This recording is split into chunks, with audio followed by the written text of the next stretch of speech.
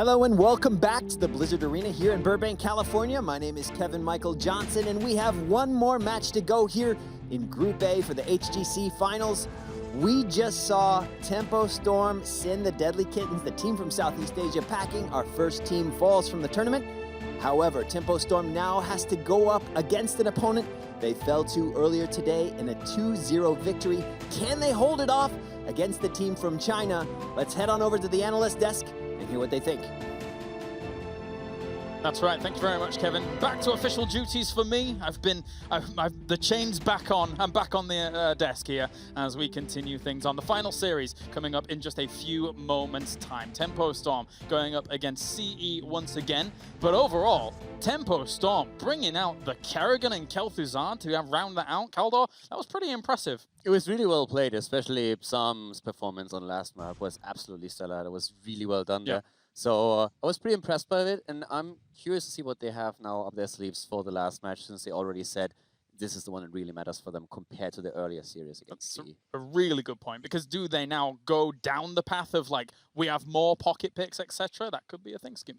I mean, that's what Sam was saying in his interview, right? We don't want to reveal too much in that first series because we know we're going to go up against them again. So why just put all our strats to try and get out in the first stage? We might as well just save them for this do or die situation. I mean, I feel as if there were a few moments during that series against Deadly Kittens where the whole of NA were like, my heart is racing, what is Sam doing? And he pulls it off. I was a bit concerned about the Kerrigan, but they get the snowball lead, which you need with an all-melee comp, and it works. Let's check in with the bracket before we check in with Wolf as well. Not forgotten about you, my friend, as we take a look at what's gone down so far. MVP Black, at the moment, has advanced on quite convincingly, to say the least. And now we have our rematch, CE versus Tempo Storm. Wolf, if history is to be a determining factor, sometimes we see the the repeat occurs here, and it's a different Tempo Storm. Obviously, we saw a different Tempo Storm against Deadly Kittens, but I think part of the reason why that worked so well was because it was very much a surprise factor, right? The picks were placed at the end. They were very intelligent in terms of how they wanted to draft it, and that surprise factor is now gone. So either you have to go back to how you played in the first series, where you lost 0-2, or you have to hope that CE also struggles against this more unusual style. So I'm a little bit worried for North America here. The one thing that I want to really point out is that when we're talking about our current system, that strategy is going into these groups is incredibly important, and is oftentimes something that is forgotten about at the start. So if you have a clear favorite like MVP Black, every one of the teams already has to assess for themselves, do we have a chance of beating them without showing everything? Because if you're a team that actually has a chance to go to the finals at BlizzCon, you want to hide as much as you possibly can. And then you have to judge, okay, what do we have to invest to make a first seed happen in our group? Do we have the tools at this point? Or are we okay qualifying a second? And then you end up in that situation that Sam was talking about. Do we show everything in our first match and come out guns blazing? Or do we try to, for potential third map, hold a few things back? So we could really still see them with a few pocket strategies. Wolf talked about that they showed some already. The question remains, have they more up their sleeves? Because this is the moment where you have to show it. This is the match to the second for them that really matters. If you lose here, you're out. Yeah, I think for Tempo Storm, you think about the history of this team when they made a name for themselves as Murloc Geniuses, eventually then picked up by Astral Authority. I think they're one of the last old guards of North America. The other two North American teams here are kind of new era.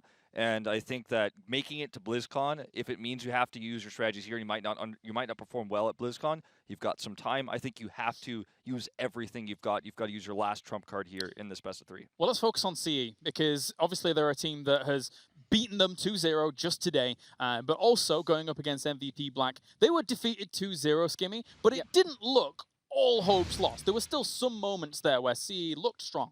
I mean, there were moments of hope, really, I suppose you could say, but it just seemed a bit like they never really got off to the flying start thereafter. It was almost a case of turtle, potentially even a case of overthinking during the draft, of saying we need to try and outdraft MVP Black, which is extremely hard to do. I mean, MVP Black, traditionally speaking, have been one of those teams that value it and are one of the best to try and lead that front, but they tried to go for the globals. We know that's not what they're strong at. I'd love to see them just go back to basics and allow them to get that 2 like last time. We saw a great focus on the supports from them as well, from CE. We saw things like that Lucio Rhaegar really come into play and be really strong. Yeah, one of the things that I feel really distinguishes also CE from the previous opponent they had, the Deadly Kittens, is that with CE, with every single draft that we have, I feel there's a clear idea of what you're trying to execute.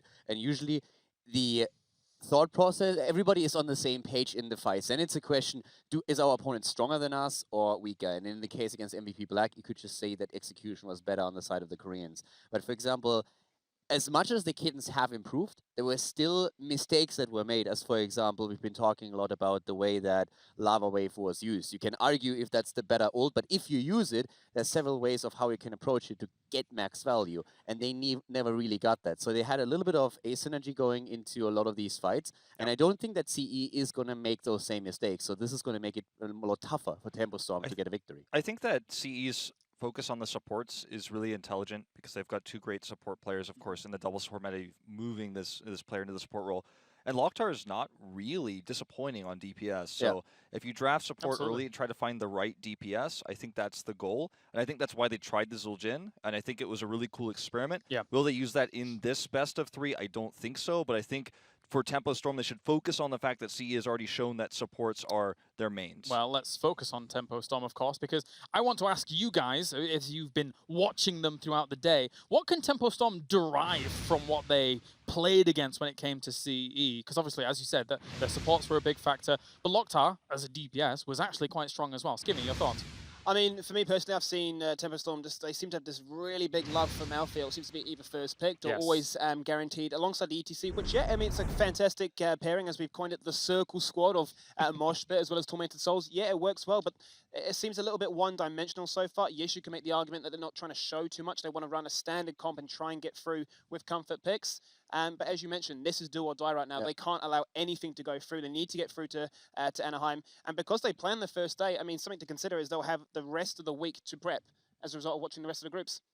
Yeah, I think that if you want to go back to the Malthael, it's risky because it certainly didn't work last time, right?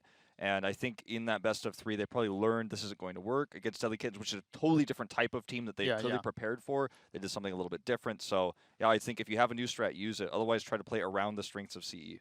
All right, well, let's check in with the cheers and see what's happening so far on our global progress. 25,735,000. Oh, no, it moved. I can't even continue. As you guys keep cheering at home, make sure to keep those rolling in for your favorite teams here, especially Tempo Storm or CE, as it could be their last opportunity here in the entirety of it, moving on to BlizzCon. Great system. I actually feel that this is really the question that everyone had looking at the group. Is CE going to make it out? Is it going to be Tempo Storm? Yeah. Right now, even without looking at the first result, I actually would definitely still favor CE since I felt they were a lot stronger and more cohesive in the way that they present themselves, whereas Tempo Storm still struggled a bit. So Tempo has said we have a little bit more up our sleeves. I'm curious. I love the Kerrigan. I think it was great. Absolutely. As I loved also how with Kerrigan they changed up their playstyle. They became way more aggressive as they needed to with Kerrigan. So if they have a few more of these things in pedo for their opponent now, that could be a cool series. But overall, CE looked stronger. And it felt like some of that fire from the past international events for Tempo Storm in the aggressive flair wasn't there until just now when we saw those games. So indeed, it's a very interesting thing to consider. Let's check in where we're going to be going for the battleground here for game number 1, and it will be Warhead Junction. All right. Wow. Okay, I like that. Well, they're already trying something different again. I mean, I think you really do have to do this. Basically play every strategy you've got now, because again, as Calder just mentioned, you're going to have time between now and BlizzCon proper. So if you get through this group, especially because this is the first day, you have so much time to prepare new strategies. And I think, you know, what they show us here is, I'm excited to see it. Whether it'll work or not leaves, you know, we still have question marks there, but excited to see what they want to draft on this one. I think a crucial area to discuss would be the fact of, does Abathur get through? Do Tempo Storm actually get to take Abathur on their side? Fantastic for the map. They want to play the global game. They like to play that defensive style, and you can bet your bottom dollar that CE want to force that fight, potentially the likes of an Illidan, or in this case, taking Dahaka straight away off. Let's do it then. It's going to be the final series of the day. CE goes up against Tempo Storm into the draft. Let's go, Keldor. Well, as we're talking about bans here, I just want to come back quickly to something that Wolf just said, because I want to stress that for our viewers back home. He said that after the day, you have a lot more time to prepare for like future opponents. The same is also true for the teams that are currently not playing. A lot of them have been starting scrimming at 9 o'clock in the morning and have a scrim schedule until 9 o'clock in the evening, because they are trying to just find the best meta hybrids between what the Chinese teams bring to the table, what the Korean teams are currently using, and the Europeans. So whatever happens in the group stage right now, it's going to be a completely different ball game in Anaheim at BlizzCon itself.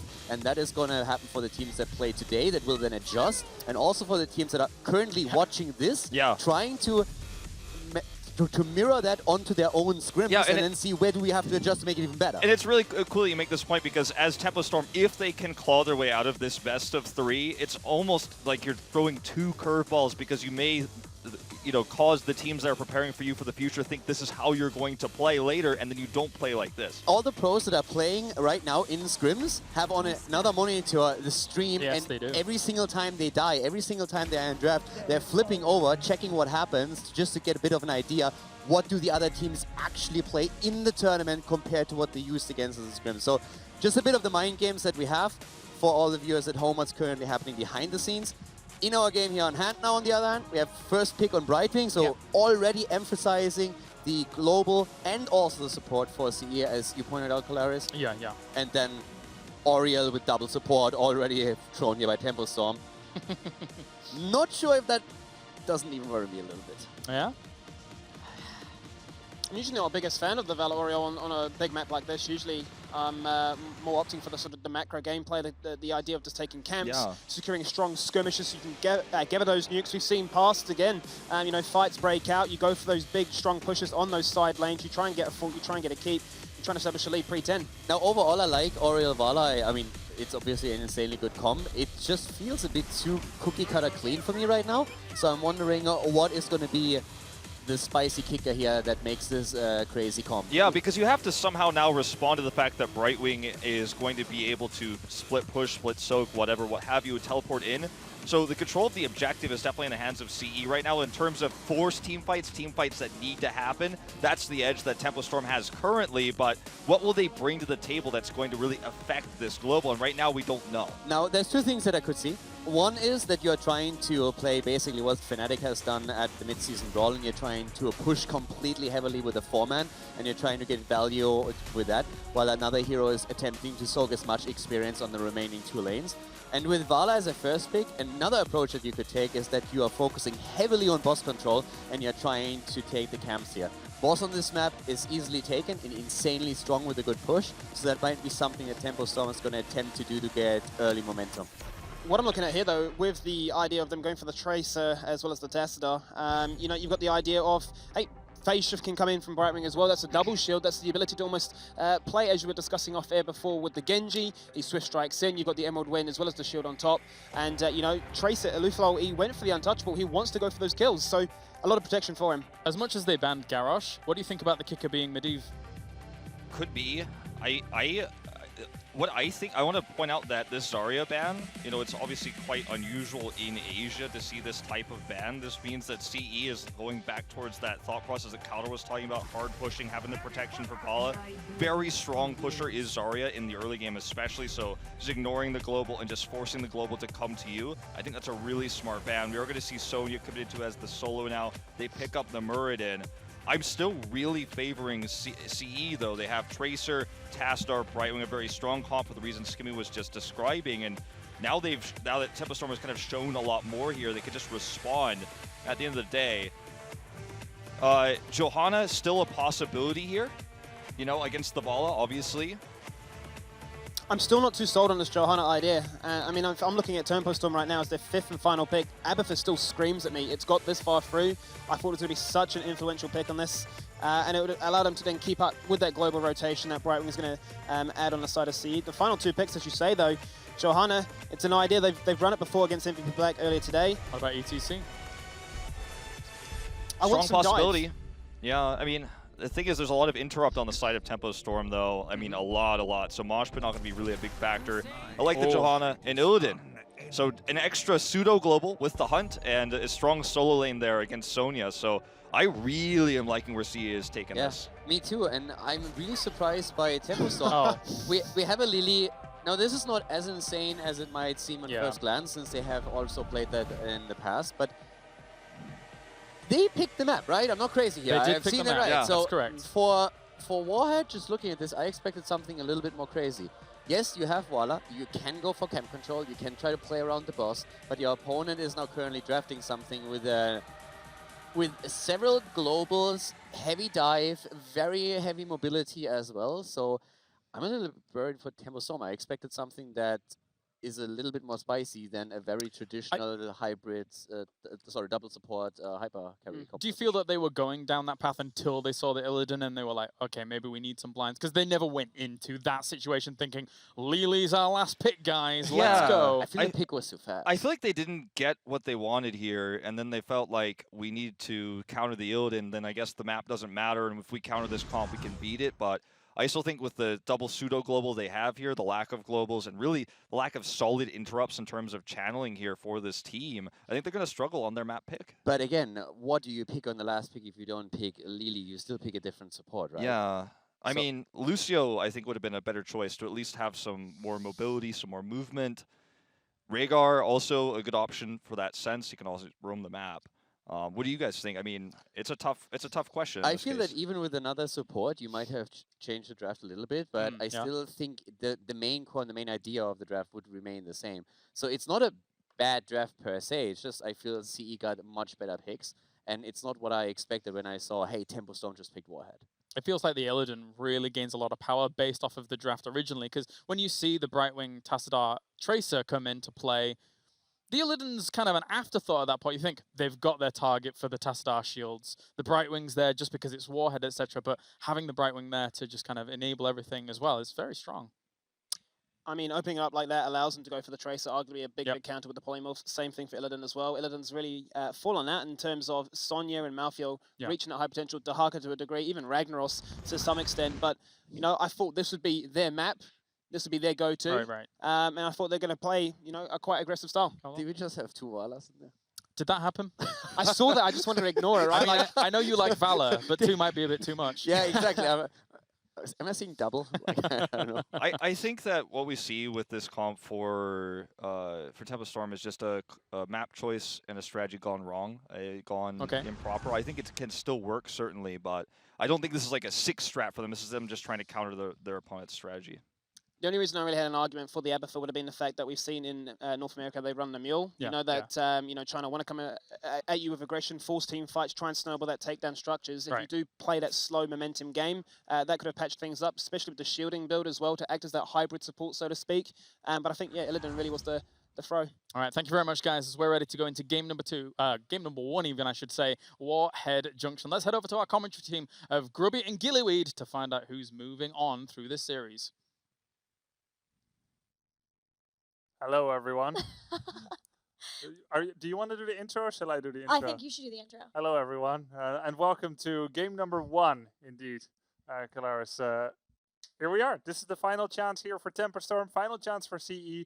They're both 1-1 in the group, and it's Warhead Junction. Warhead Junction. Tempo Storm has brought us back to Warhead again. It started to fall out of favor for them a little bit in part 2, but they're pulling out all the stops just to try to get through this group stage and make it to the top 8. And I think it's a very interesting clashing of styles. On the one hand, you have Brightwing and Illidan with the pseudo globals, but and Tassadar Tracer, very strong rotations, right? But on the other hand, you have a team that, if Illidan was first picked here, I would choose those 5 heroes to counter him. Sonya, Muradin, Lili, Ariel with the blinds, Vala very mobile, Hungering Arrow. So I really like the team fighting potential here for Tempo Storm. Right, you are. Let's get into it. Game 1 is ready. This is still a best of 3, one final best of 3 to determine who moves on along with MVP Black to the round of 8 of the HGC Finals.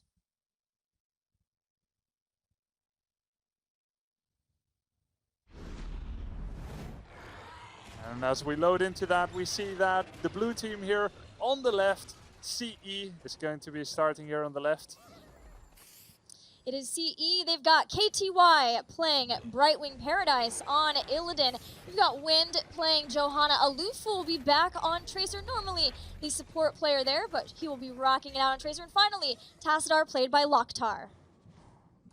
And then on the right side, in the red, it's going to be Tempo Storm with June on Ariel, Fury on Muradin, of course. Cottonlock is going to be on Lili, Psalm on Vala, and then finally to round things out, Caterpillar on Sonya. So I love what you said about a clash of styles, because there is even just a theory for both teams that it's going to be different as we approach this game. Tempo Storm and North America in general like to approach Warhead Junction with just trying to take out a lane, do a lot of lane damage right away, and then transition that into an early boss. And they have the Hungering Arrow build for Bala to try to do that and get those early bosses. Generally, that has not been the style for Chinese teams on Warhead Junction, at least not the ones that I've seen in my study for this. It's been a lot more about just trying to open up the map, and for CE, trying to have an open map for Tracer, for Illidan to run around and try to get picks wherever they want to go. That'll be key. Exactly. It's so good that you mentioned that, because CE wants exactly that. When you can't run away from Tracer and Illidan back to your defensive gates, your ramparts, that is not a good thing. Tempo Storm would rather have infinity teamfights, despite the considerable size of the map, rather than doing a kind of split push. We push top, you push bot. So CE so far have the better luck of the draw, choosing bot lane to attack, and they're getting a lot more structural damage in than Tempo Storm so far. The first of many pole spawns goes out, weakens Fury a little bit. CE continuing that push in the mid lane, just trying to clear out as many towers as they can. And now the rotation has started to come in. This needs to be communicated to Tempo Storm in the bottom lane in time so they can back off, and it is. Som and June get back to the gates. Now, soon enough, there will be a spawning of the objective. The nuclear warheads, 2 pieces. They're either mid and top, or bottom and mid. Here we have that middle and bottom nuke spawn. It's a little bit random where they spawn, but there's always 2 in the first phase, and the second phase has 4. Let's see how the teams play it out. Johanna is still top here. Wind for CE still remaining there, getting experience advantage.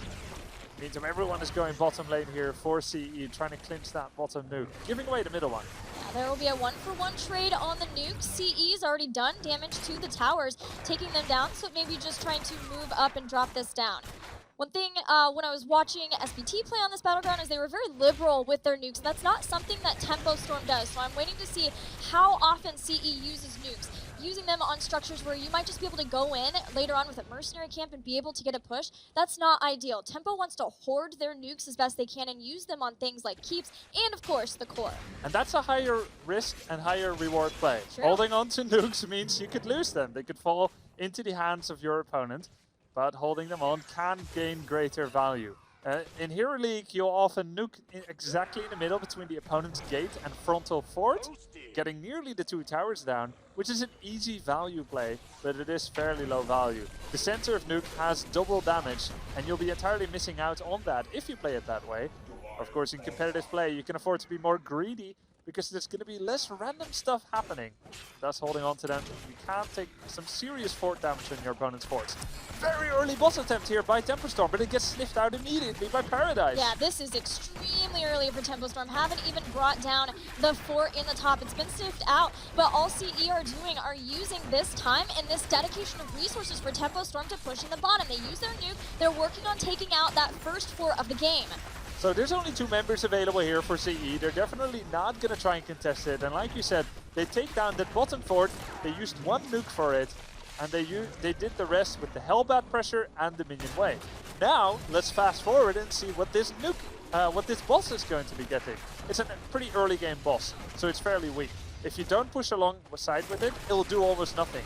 But the thing is, they are pushing alongside with it, with all 5 members. Yeah, they need to make sure that they can even out the structural damage, but it's the benefit of the global for CE already coming into play by having that Brightwing still pushing in the bottom lane. We're looking at nearly a level advantage for CE. Yeah, but keep in mind, this is the map choice for Tempo Storm, Warhead Junction, their choice. They're deliberately 5-manning here. At any time, they could adjust their position right away, but they're giving up mid and bottom lane XP. Now they're a level down, but not a talent down, so they can take a full-on fight. So long as Brightwing, Tassadar, Tracer didn't come back, they feel safe. And they're pushing in on the keep here. Will this pay off? This was a very high-risk, high-reward play. Here comes Lockjar in, dropping down the storms and the damage. Tempo Storm staying here, and the keep's about halfway down. Boss is still sieging on that. Tempo Storm are all in and being able to take out a keep. They saved their nuke for this point. They got the boss to the point. They are not walking away without a keep if they can help it. They push back in one final time, and they bring down the keep. 5 minutes into the game. And look at that XP, Gilly. Now, of course, forts are pocket XP. If you kill all of each other's forts, you'll eventually be granted the same amount of experience from it. So getting it doesn't mean that you're ahead in XP forever. But temporary advantages and now catapults, that is so good. And with that XP that they have right now, with their own keep still being entirely safe, Tempo have made up the XP differential, the sacrifice they made. Giving up 2 lanes, getting a keep this early on, 5 minutes, it totally paid off. Tempo Storm is playing this map in a very special way. That was such a cool move. It is the Tempo Storm style, the strategy that they have been using on Warhead Junction for a long time. Even setting up in a way as they retreat, they've already picked up 2 of the 4 warheads they've spawned on the battleground. Now, CE are closer to getting heroic abilities, but Tempo Storm are trying to zone it as best they can. Iron Skin was used to get a shield player into position to stall out. That's enough of a stall finally that CE are far too close to heroic abilities, and Tempo will have to be okay with the 2 nukes, but 2 is still fantastic as they retreat. Yeah, exactly. Tempo Storm is asking, will you do your due diligence? Will you be cancelling out this 3rd nuke, or are we chewing off a little bit too much?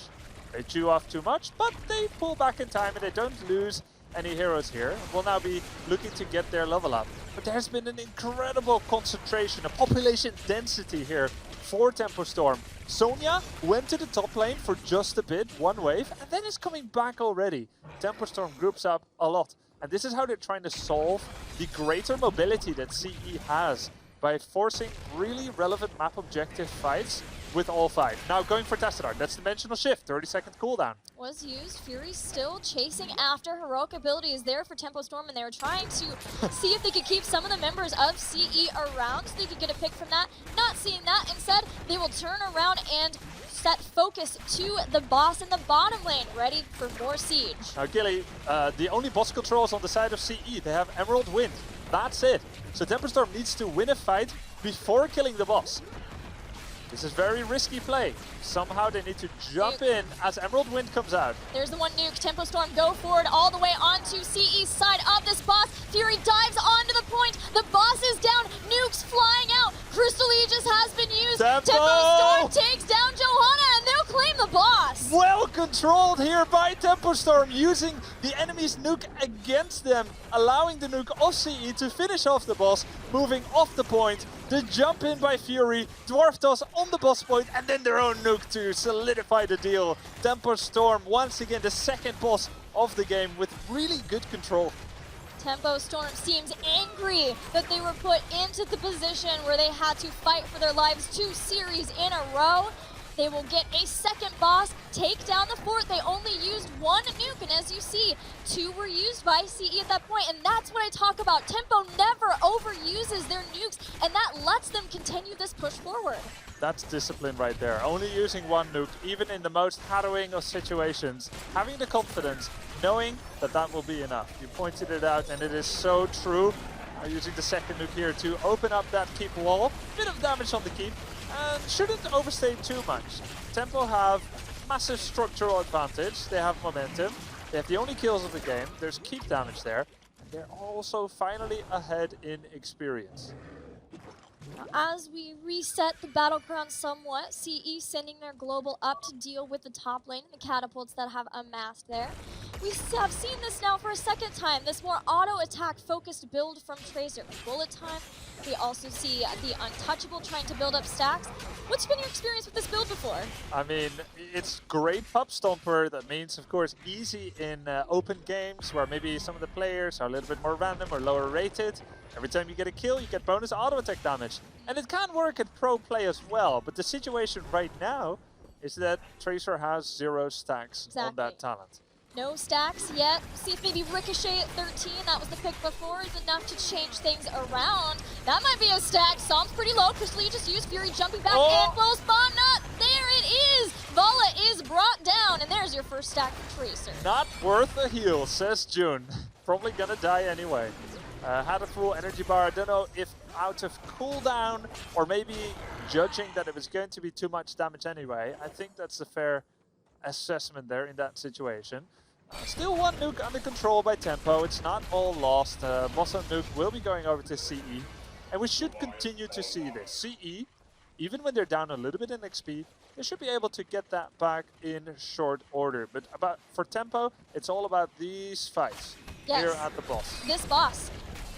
When you see this early boss play, it sets your opponents on a timer, and now Tempo Storm are calling CE on that. CE may have gotten that kill on Bala, but this boss is dropping very quickly. How much is CE dedicated? Johanna's gone. She's gone. Nice. Tempo Storm with that. The Detainment Strike, the follow-up. They've got the synergy. They take down Wind, and that is going to guarantee this boss. You know, Gilly, I have this feeling that only now CE says, oh, okay, this is entirely about the boss. Yeah. You've seen it once, you've seen it twice, but if you see where Tassadar Tracer were as this boss was started, if you do the math, they're all the way at the bottom lane of the map. I feel like it's only now dawning upon them, but the realization comes too late. Yes, and that's part of what makes these events where we get all these metas together in one. Obviously, CE has done their homework, but they might not have expected this. Now we see the Emerald Wind going down. Pulse Bomb hits, immediate Crystal Aegis to try to stall that out. June is still alive. The Lily heals are very real, but she's dropping low. Vala goes down there, but it's a quadruple kill. That went fast. And the boss is still 80%. There's still a nuke. Tempo Storm with 8 takedowns to 2, and with their special strategy, CE unable to adapt on time. The core gets nuked, and the core goes down. Tempo Storm take their first map victory against the Chinese team of CE. Tempo very excited, super excited about that win. Som is on his feet, out of his chair, and the relief is palpable. It's gotta feel good for Tempo Storm. They lost the first game versus Deadly Kittens. They had already lost the whole series to CE. Finally now, they are 1 game away. They're the ones who are on top in a series. Be careful though. This was a very strategic and well-practiced, well-honed, disciplined victory here on a special map, Warhead Junction. You cannot carry over what you've done here to the next battleground. A little joy is allotted, but you don't want to overdo it. It's still CE. They just lost 2-0 to them. They're going to be taken to a different map. We will see which one it's going to be. Well, before that, let's check back in with the analysts and see what they thought about the NA flavor of Warhead Junction. That's right, a strong victory there for Tempo Storm in game number 1, being able to kind of overcome the previous series that we saw from them against CE. But I think we were discussing it very, very heavily here whilst we were watching that game.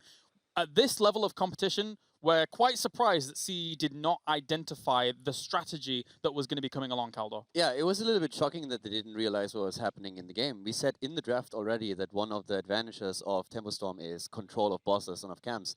And I can understand the impulse that as the first boss is taken, you're saying, hey, I'm getting value in 2 lanes. Yeah. You can take the boss, I don't mind that. But they didn't even react to the push towards the keep. It's absolutely fine to sacrificing the fort, but at that point already you could tell that they don't really understand how strong that boss is. So they lose the keep. And what blew my mind was that at the last boss, we have Tracer Tassadar showing at the bot lane. You have lost your top keep. Your opponent holds 2 nukes. You need to understand that you can't lose the top boss again. And then seeing with 2 globals in the game, they're non-globals at the bot lane. That just shows me they have no idea what's going on there. That was the moment where I think everyone at the desk here realized I don't think CE gets it. Because there were some moments they made, I think that were somewhat coincidentally looked like, okay, maybe they know how to counter this.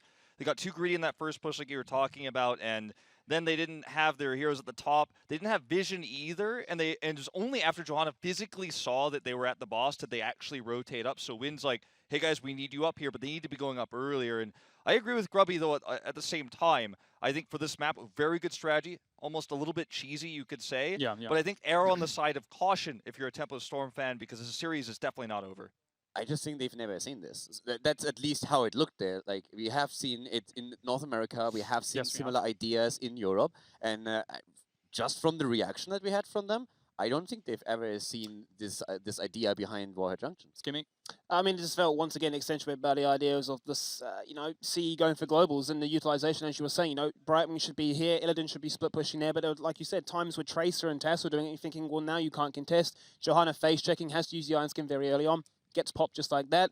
But I mean, it was like the second boss control as well. They go in, you're thinking this is fantastic. There's a nuke on either side. They can actually try and make an attempt at this. The nuke comes down far too early. They try and go into the point. Fury says, thank you very much. Stun. The controller's there. Double support ultimates. There's nothing they can do. The boss gets picked up for free once again. You've got that split pressure, which I was saying at the very start. You've got those pushing potentials. You got to keep it 5 minutes. You look for a second one later on. And map control really was all in favor of tempo. All right, well, of course we have